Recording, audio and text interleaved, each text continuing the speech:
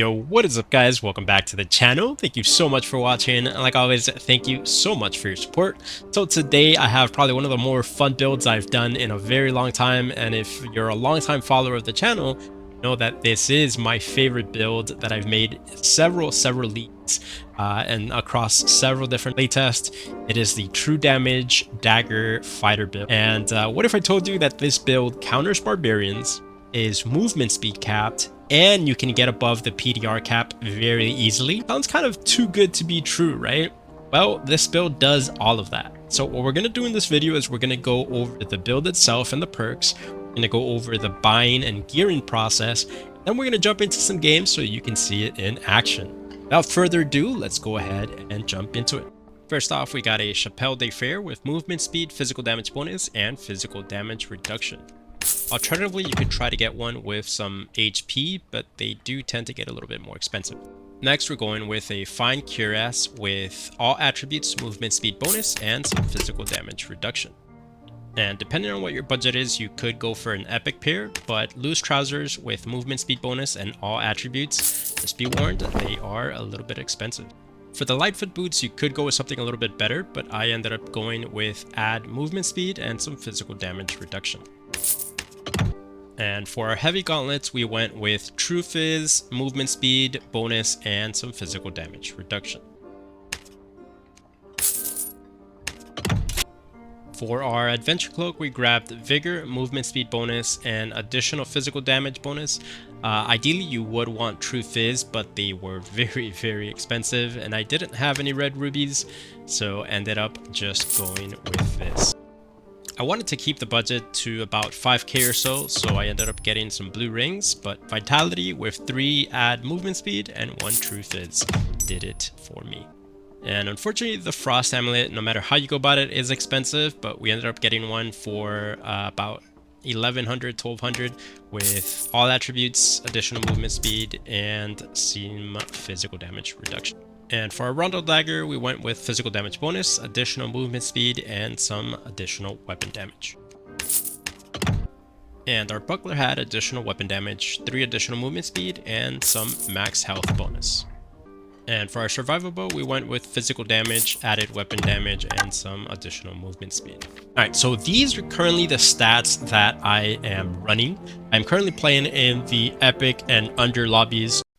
Alright, so the audio kind of cut out when I was recording, but the one thing you want to focus on is movement speed. So 330 is what you're aiming for, and you want to definitely stack even more above that. With our dagger, we are at 325 movement speed, which is really good. With the dagger and the buckler out. Next, you're going to be focusing on physical damage reduction. You want to aim for above 50%, and the perks are going to be weapon mastery, combo attack, swift, and defense mastery. Second wind is definitely locked in. That is the number one thing you want to make sure you always lock in. And then the second perk is either breakthrough. You don't want to use sprint because sprint at 330 movement speed really does nothing for you. So you're wasting a skill there. So breakthrough allows you to get away from barbarians with their new slow, or other classes that have slows, kind of like clerics and that type of stuff. Another thing that you could think about is taunt. Taunt is really good because it gets you above the 65% if you're using defense mastery. In this case, with my gear set, I would have gotten to about 71-72% with my buckler out, which is absolutely insane when you think about it. That's a lot of defense for a build that has above 130 HP and is at 330 movement speed. Like, when you think about that, this build is way too strong for what you're putting into it. But anyways, let's go ahead and jump into some games so you guys can see the build in action.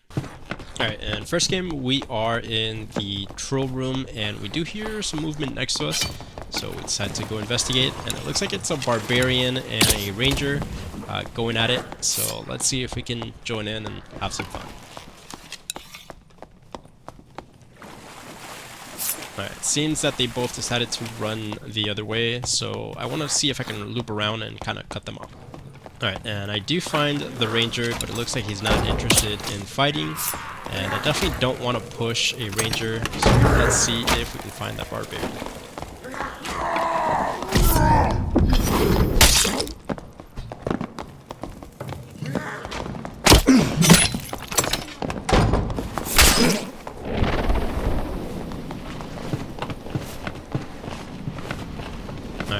probably, unfortunately, one of the worst starts we could have probably had here.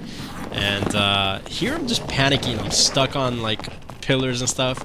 I also know that there is another player under us in the boss. So my main objective right now is to survive. So I'm trying to kite this barbarian around and see if I can just recover my HP.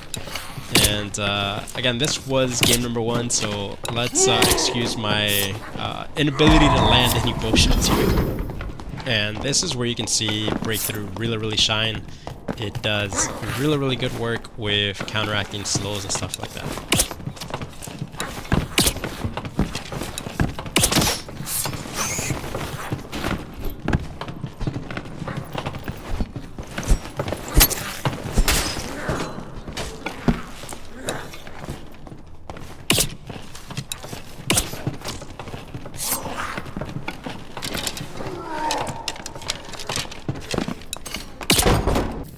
So Barbarian does end up getting away, but we put a campfire down and essentially allow ourselves to reset. So let's see if we can jump back into it now.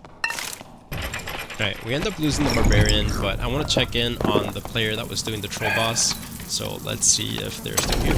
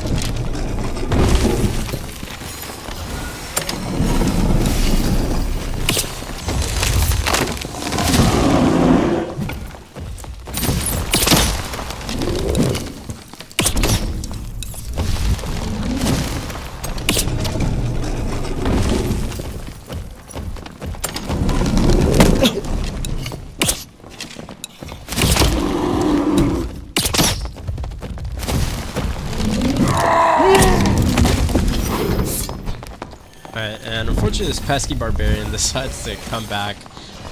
Realistically at this point I know it's very hard for me to kill that druid and just instantly turn into a rat and just run away. So I decided to, let's see if we can focus on the barbarian and see if we can finish him off.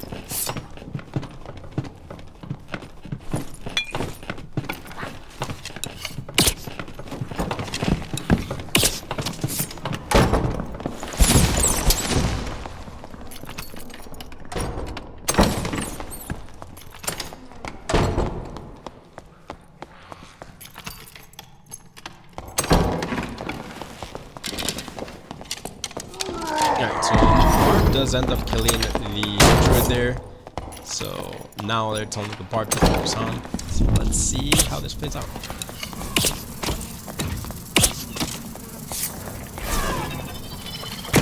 This was actually very smart on his end to go into the tar pits, because there my movement speed means absolutely nothing. So I decided to try to loop around. Do take a little bit of PvE damage, but nothing too.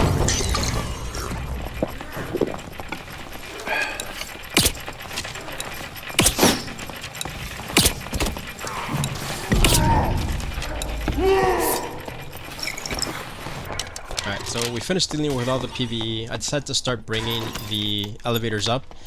So we're getting stuck down there in the gas. And I have the blue portal, so he has to come to me. And here he is.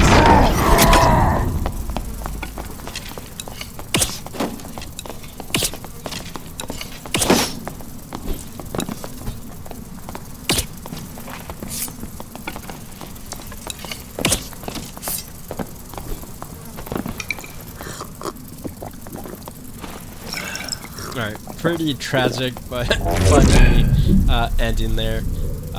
We do end up scooping up his kit, some pretty decent pieces, nothing too great, but we'll go ahead and take it. Alright, and truth be told, I probably should have gone into normals or something and just warmed up. This was the first game, so the bow shots were just non-existent this game.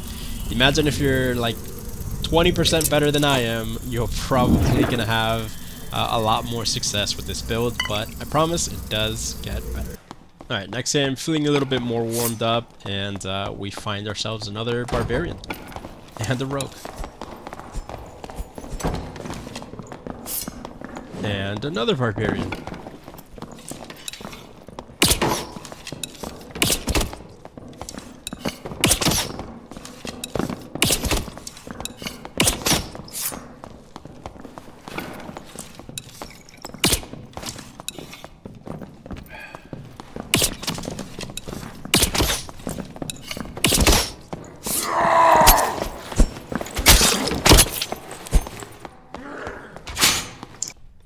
And he was in some okay gear. His gear set ended up selling for, I think it was about like 2k, 3k or so. So definitely already paid off for the kit with everything we bought. But this guy was not too great, but definitely worth taking some of the gear. And next we do see a rogue player across. He just closed the door to the north of us. So I want to see if maybe I can loop around and try to find him again. Alright, so it looks like he's just camping the door, so I want to put some arrows in his inventory, and let's see if he is willing to accept them.